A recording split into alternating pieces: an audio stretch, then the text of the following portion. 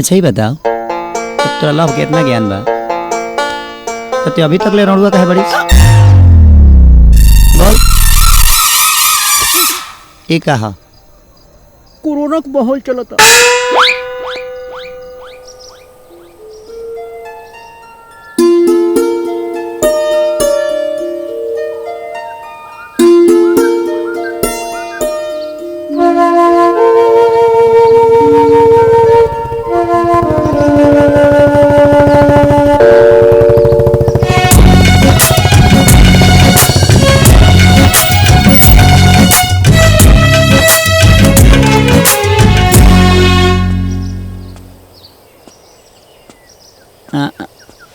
आजो कुछ फसल बा का साइकिलिया में?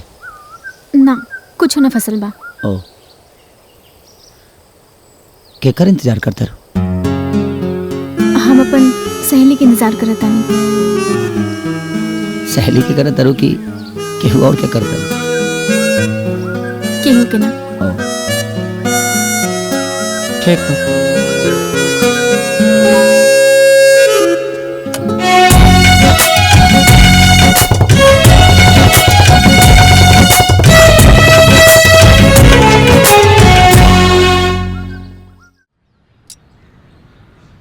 हे पप्पू, हाउ देख।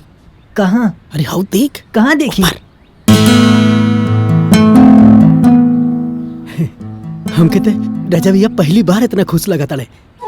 हमके लगा था वो लड़की पर लट्टू हो गई बड़ा। वो हमारा रानी मिस आई, वो हमरा के ट्यूशन पढ़ाए। हाँ? अरे तब तक कुल मामला सेट हो गई। ए पार्टनर, कुछ ऐसा चक्कर चलाओ कि तोर मास्टराइन हमारी घर के मलकाइन बन जाए। राम राम साहेब। राम राम। बोलो साहेब, पैसा के बड़ा बड़ी तंगी चलता। जोताई के पैसा अगला सीजन में सब बकिया दे दे। ए काका, हाँ ये डायलॉग तू पिछले 1 साल से बोला ताड़ा। कहावत सुनले बाड़ा ना कि हर द बैल द ओथे खातिर पैना। अरे मर्दवा, कम से कम एकर तेलवा के तो पैसा दे देता।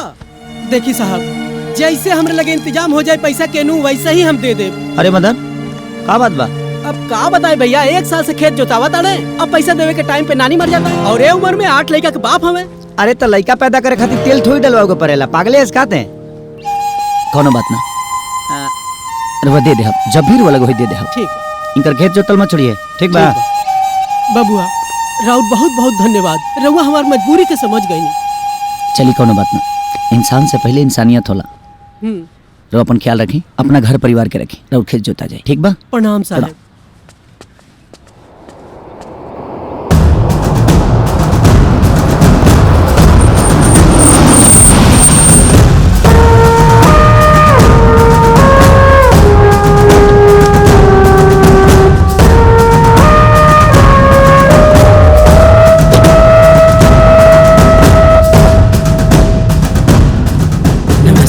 खुश रहो।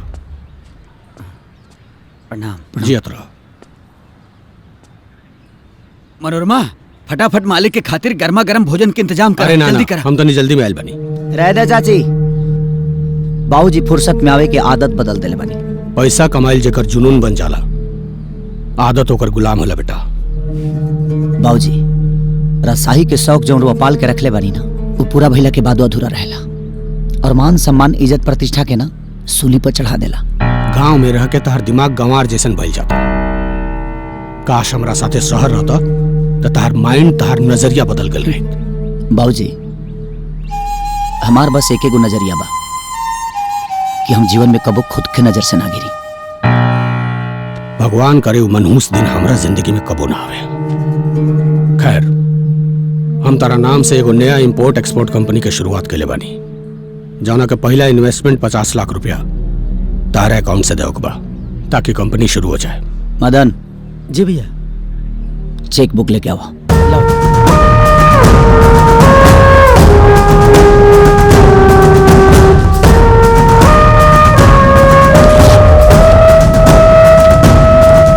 भाऊजी, और झूठा अभिमान हमारा स्वाभिमान के ना गिरा सकेला।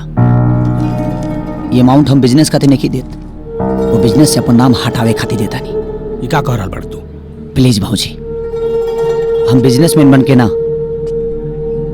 आम आदमी बन के अपन जीवन चलावल चाहता नहीं। हमार नाम राजा, और राजा के मतलब दौलत कमाई ना, प्रजा के सेवा कैल होला। देखो बेटा, हम तारा के राजा नियन देखल चाहता नहीं, वही खातिर दिन रात हम मेहनत कर रहा बानी। काश तो हमरा के समझ पैता, लेकिन एक दिन जरूर समझबा। काश रउआ हमरा के समझ पाती और हमरे पास रहती।